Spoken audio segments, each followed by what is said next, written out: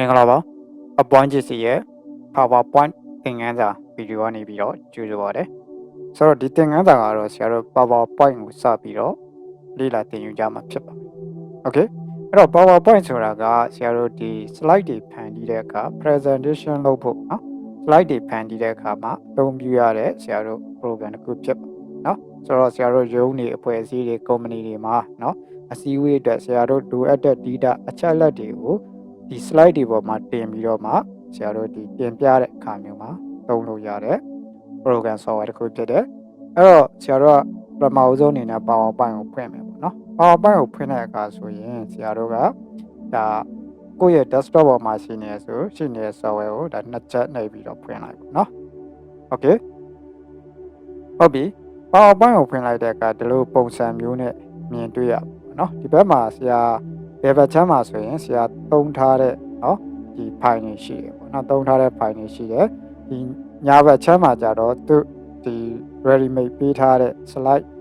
တွေရှိတယ်ပေါ့နော်ဒီတွေကနေကြိုက်တဲ့ slide design တွေကိုယူသုံးလို့ရတယ်လို့เนาะဆရာတို့က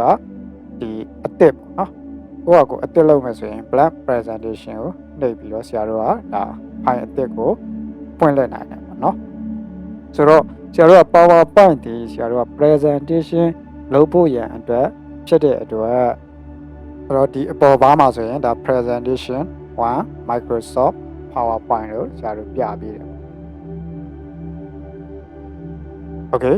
PowerPoint ကိုဖွင့်လိုက်တော့အခါမှာဆိုရင်ဆရာတို့ကပုံမှန်အားဖြင့်အခုလိုမြင်ကွင်းမျိုးမြင်တွေ့ရတယ် Okay ဆိုတော့ဒီမြင်ကွင်းပေါ်မှာရှိနေတဲ့เนาะအခေါ်ပေါ်လေးတွေကိုအရင်ဆုံးဆရာတို့လေ့လာကြည့်ရအောင်เนาะပထမဆုံးကတော့ဆရာတို့เนาะဒီ level ထိပ်မှာဆိုရင်ဆရာတို့က PowerPoint ရဲ့ logo ရှိเนาะအဲ့ဒီ PowerPoint logo ရဲ့နောက်မှာเนาะရှိနေတယ်ဆရာတို့ဒီဟာကြတော့ဆရာတို့က Quick Access Toolbar လို့ခေါ်တာเนาะ Quick Access Toolbar လို့ခေါ်တယ်သူ့ဘေးမှာဆရာတို့ဒီမှာမြားလေးရှိတယ်เนาะမြားလေးကိုနှိပ်ကြည့်လိုက်တဲ့အခါဆိုရင်သူကဒီမှာဆိုရင်ဒီ Quick Access Toolbar ထဲမှာဆရာတို့ကထည့်ပေးထားလို့ new ထည့်ပေးထားလို့ရတယ် open ထည့်ပေးထားလို့ရတယ်ဒီ new လေးကိုနှိပ်လိုက်တာနဲ့အဲဆိုရင်ဒီမှာ new သင်္ကေတလေးပေါ်လာရပေါ့နော်ပြီးရင်ဆရာတို့ open ကိုနှိပ်လိုက်တာနဲ့ folder လေးပေါ်လာရပေါ့ဆိုတော့ဆရာတို့ဒီ file တွေကိုအသစ်ခေါ်တာတို့เนาะဒါမျိုးတွေဆရာတို့လုပ်ချင်တယ်ဆိုတဲ့အခါမှာဆရာတို့ကဒီလိုမျိုးဒီထဲမှာသုံးတာများတဲ့အရာတွေကိုဒီမှာ quick access toolbar ထဲမှာထည့်ပေးထားလို့ရတယ်เนาะဒါမျိုးပြောတာဖြစ်ဒီ presentation 1ဆိုတဲ့ဟာကတော့ဆရာတို့က title ပါပေါ့เนาะ presentation title လို့ခေါ်ပါတယ်เนาะဒါကကိုပေးလိုက်တဲ့အမည်ဒီနေရာမှာပြမယ်ပေါ့เนาะ Okay ပြီးရင်နောက်မှာဒီနောက်ကိုသွားမယ်ပေါ့เนาะဆရာတို့ညာဘက်ချမ်းကိုသွားမယ်အဲ့တော့ဒီမှာဆိုရင် question mark ရှိတယ် question mark ဆိုတာကတော့ဆရာတို့က Microsoft PowerPoint help လို့ပြောပါတော့အကူအညီတောင်းကျင်တဲ့အခါမှာဆရာတို့သုံးလို့ရတယ်သူ့ရဲ့နောက်မှာရှိနေတဲ့အရာက ribbon display option လို့ခေါ်တယ်ribbon display option ဆိုတာကဆရာတို့ကဘာအတွက်အလုပ်လုပ်တာလဲဆိုရင်ဆရာတို့က ribbon ဆိုတာဘယ်ဟာတွေလဲပေါ့နော်အဲ့ ribbon ဆိုတာကဆရာတို့ဒီဟာတွေကိုအကုန်လုံးကို ribbon လို့ခေါ်တယ်နော်ဒီ file တို့ home တို့ insert တို့ပြီးရင်ဒီအောက်မှာရှိနေတဲ့ဒါတွေအားလုံးမြင်နေရတာတွေကို ribbon ပေါ့နော်ဒီအထက်အခုဆရာမောက်ရွှေ့လိုက်တာရဲ့အထက်ကဟာတွေအားလုံးကို ribbon တွေလို့ခေါ်တယ်ဆိုတော့ ribbon display option ကိုနှိပ်လိုက်တဲ့အခါဆိုရင်ဒီမှာ auto hide ribbon ရှိတယ်show tab ရှိတယ် show text and comment ရှိတယ်ပေါ့နော်အဲ့တော့ auto hide ribbon လောက်လိုက်တာနဲ့ဆရာတို့ကဒီမှာရှေ့မှာမြင်တွေ့ကြရတဲ့အရာတွေမမြင်ရတော့ဘူးเนาะဆိုတော့ဒါမျိုးတွေလုပ်လို့ရတယ်ပြန်ဖော်ခြင်းအဲ့ဒီ icon လေးကိုပြန်နေเนาะဒီမှာ ribbon display option ဆိုတာလေးနှိပ်ပြီးမှ show tab ဆိုရင်ဆရာတို့ဒီမှာ home တို့ insert တို့ဒါလေးတွေပဲပြတယ်ပေါ့เนาะသူတို့အောက်ကဟာတွေကိုကြာဆရာတို့က comment တွေလို့ခေါ်တယ်ဆိုတော့ show tab ကိုနှိပ်ထားရင်ဆရာတို့က comment တွေမမြင်ရဘူးအဲ့တော့အကုန်လုံးကိုမြင်ချင်တယ်ဆိုရင်ဆရာတို့ကဒီ ribbon display option က show text and comment ဆိုတာလေးကိုရွေးချယ်ပေးထားဖို့ဆိုတော့ဒါလေးတွေကိုကိုကမသိထားဘူးဆိုရင်เนาะ PowerPoint သုံးတဲ့အခါ PowerPoint ပဲဖြစ်ဖြစ်ဆရာတို့ Excel ပဲဖြစ်ဖြစ်Microsoft Word ပဲဖြစ်ဖြစ်ပေါ့เนาะဒါတော့ Microsoft Company ကနေထုတ်ထားတာဖြစ်တဲ့အတွက်ဒီနေရာလေးကိုဆရာတို့ကနားလည်မထားဘူးဒါလေးကိုတစ်ချက်သွားနှိပ်ပြီးတော့ဒီကနေပြီး show hide ribbon နှိပ်မိထားတယ်ဆိုရင်ကိုကအပေါ်အားဟာတွေပျောက်နေတာပေါ့เนาะအဲ့တော့ကိုက comment တွေယူခြင်းနဲ့ဘယ်နာသွားယူရမလဲမသိတော့ပျောက်နေတာဖြစ်တဲ့အတွက်ပြဿနာတွေဖြစ်တယ်เนาะဒါမျိုးလေးကြုံရတဲ့ပေါ့ဆိုတော့ဒါကိုဆရာတို့က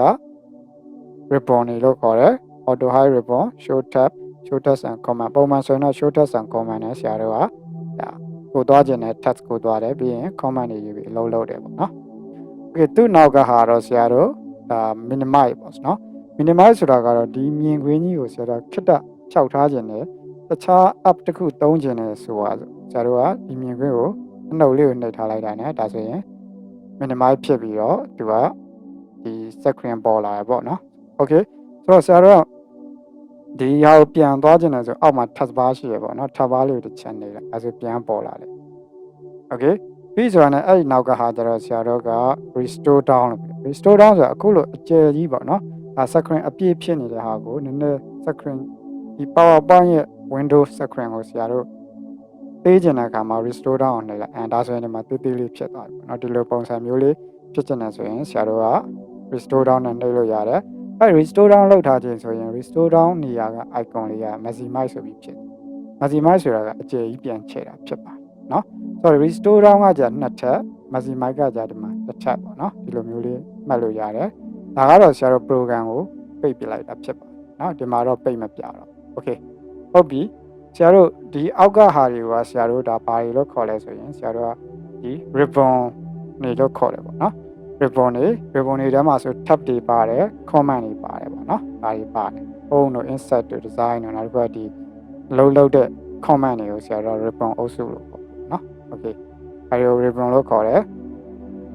နောက်တစ်ခုကဆရာတို့ဒီကောင်ကြတော့เนาะဒီကောင်ကြတော့ဘာလို့ခေါ်လဲဆိုရင်ဆရာတို့ thumbnail slide လို့เนาะဒီဘက်ကเนาะလုံးတဲ့ဟာတွေကိုเนาะဒီဘက်မှာ slide လေးအနေနဲ့ဆရာတို့ကတေးလေးပြထားရပေါ့เนาะဒီလိုမျိုးလေးတွေပြထားတယ်နောက်ကျရင်ဒါပို့ပြီးတော့နားလဲသွားလိမ့်မယ်เนาะဆရာတို့တကယ်လို့ထပ်ထည့်တယ်နောက် slide တွေထပ်ထည့်တယ်ဆိုရင်ဆရာတို့ကဒီမှာ new slide ခေါ်ကြည့်လိုက်မယ်ပေါ့เนาะဒါဆိုရင်ဒီမှာ slide number 2ပေါ့เนาะဒီလိုမျိုး slide တွေအများကြီးကို thumbnail เนาะပုံလေးတွေနဲ့ဒီဘက်မှာမြင်ရမှာဖြစ်ပါတယ် okay ဒါ thumbnail slide ဖြစ်ပါတယ်ဒီအခုเนาะဆရာတို့ကဒီဘက်က area ကြီးကိုကြတော့ဘာလို့ခေါ်လဲဆိုရင်ဆရာတို့ကဒီဒါတွေပေါ့เนาะဒီဒါတွေကိုကြ tab out လို့ခေါ်တယ်เนาะအဲ့တော့ PowerPoint မှာစာရိုက်ချင်ဆရာတို့ tab out တွေနဲ့ခေါ်ပြီးစာရိုက်ရတာဖြစ်ပါတယ်เนาะဒါကြီးကို tab out လို့ခေါ်တယ် okay ဟုတ်ပြီဒီအောက်မှာကြတော့ဆရာတို့ဘာတွေရှိလဲပေါ့เนาะဒီအောက်မှာကြတော့ presentation နဲ့ပတ်သက်တဲ့ information လေးတွေရှိတယ်เนาะဆရာဒီဘက်ကို zone လေးနည်းနည်းဆွဲရမယ်ဒီမှာ slide 1 or 2ပေါ့ခုဆရာတို့ slide လောက်ထားတာဒီ slide 1เนาะနှစ်ခုရှိရတယ်ကပထမတစ်ခုကိုလောက်ထားတယ်ဒီလိုမျိုးလေးတွေပေါ့เนาะ presentation နဲ့ပတ်သက်တဲ့ဆရာတို့ကဒီ information လေးတွေဆရာတို့ကြည့်လို့ရတယ်နောက်တစ်ခုကဒီနောက်မှာပေါ့เนาะအဲ့ဒီအတန်းလေးလာနောက်ကိုလာတဲ့အခါဆိုရင် note တို့ဒီမှာ comment တို့ဒါလေးရှိတယ်เนาะပြီးရင်ဆရာတို့ကဒီမှာဒီ view shortcut เนาะဒီ zone တွေ control လုပ်တာတွေเนาะဒါတွေကိုဆရာတို့ကဒီအတိုး short လောက်တာတွေနောက်တစ်ခုကမြင်ကွင်းပြောင်းလဲတာတွေဒါတွေကိုဒီနေရာနေတွားလုပ်လို့ရတယ်ဒါဆိုရင် normal view ပေါ့เนาะ normal view ခုသူ့နောက်ကဟာကိုနှိပ်လိုက်တာနဲ့ဆရာတို့ slide sorter view ဒီလိုမျိုးဒါကြတော့ဒီဘက်မှာ thumbnail တွေလည်းမရှိတော့ဘူး slide sorter view ဒီကောင်ကြတော့ဆရာတို့က reading view လို့ခေါ်တာပေါ့เนาะဒီကောင်ကြ reading view လို့ခေါ်တယ်နောက်ကကြတော့ presentation view လို့ presentation လုပ်တဲ့အခါဆိုရင်ဒီ presentation view နဲ့လုပ်တယ်ပေါ့เนาะဒါကိုပြန်ပိတ်ချင်တယ်ဆို keyboard ကနေ ESC ဆိုတဲ့ key ကိုနှိပ်เนาะပြီးရင်ဆရာတို့ normal view ကိုပြန်သွားမယ် okay အလုပ်လုပ်တဲ့အခါဆိုရင်တော့ဆရာတို့က normal view မှာအလုပ်လုပ်ပြရမှာဖြစ်ပါတယ် okay ဆိုတော့အမှဆိုရင်တော့ဒါ score bar လေးရှိရပေါ့เนาะဒါအထက်အောက်ရွှေ့တဲ့ဟာလေးတွေအဲဒါကဆရာတို့ zoom ချဲ့ထားရဲဆိုပါเนาะဆရာတို့မျက်နှာပြင်ကိုချဲ့ထားရင်အောက်မှာလဲဆရာတို့ကပညာရွှေ့လို့ရတယ်ဆရာတို့က score bar ရှိတယ်เนาะဆိုတော့PowerPoint ကိုပြင်လိုက်တဲ့အခါမြင်ရတဲ့မြင်ကွင်းပေါ်ကเนาะခေါ်ပေါ်တွေကတော့အဓိကဒါလေးเนาะဒါလေးတွေမှတ်ထားဖို့လိုတယ်ဆိုတော့ PowerPoint logo ရှိတယ်เนาะနောက်တစ်ခုကဒီမှာဆိုရင် quick access toolbar ရှိတယ်ဒီအောက်ကသူ့အောက်က file တို့ home တို့ insert တို့ဘာလို့ခေါ်လဲဆို menu bar လို့လည်းခေါ်တယ်เนาะဒီ beauty เนาะ menu ဆိုတာကဆရာတို့ဒါကြားဘူးတယ်စားတောက်ဆိုင်နေမှာเนาะဘာတွေရလဲကြည့်တာပေါ့ဒီလိုပဲ PowerPoint ထဲမှာဘာတွေသုံးလို့ရလဲဆို menu ကနေသွားရှာလို့ရတယ်เนาะဟောအောက်မှာဘာတွေလုပ်လို့ရလဲ insert အောက်ကနေဘာတွေလုပ်လို့ရလဲ design အောက်ကနေဘာတွေလုပ်လို့ရလဲเนาะဆိုတော့ဒီလိုမျိုးသွားပြီးတော့ဆရာတို့ရှာလို့ရတာဖြစ်ပါတယ်ဆိုတော့ okay ဒါကတော့ဆရာတို့เนาะဒီသင်ခန်းစာတော့ဆရာတို့ PowerPoint ကိုစတင်ဖွင့်လက်ခြင်းနဲ့เนาะဒီ PowerPoint ကိုဖွင့်လိုက်တဲ့အခါမှာမြင်ရတဲ့မြင်ကွင်းပေါ်မှာရှိတဲ့ခေါ်ဝေါ်တွေကိုစတင်ပြီးတော့လေ့လာကြရတာဖြစ်ပါတယ် Okay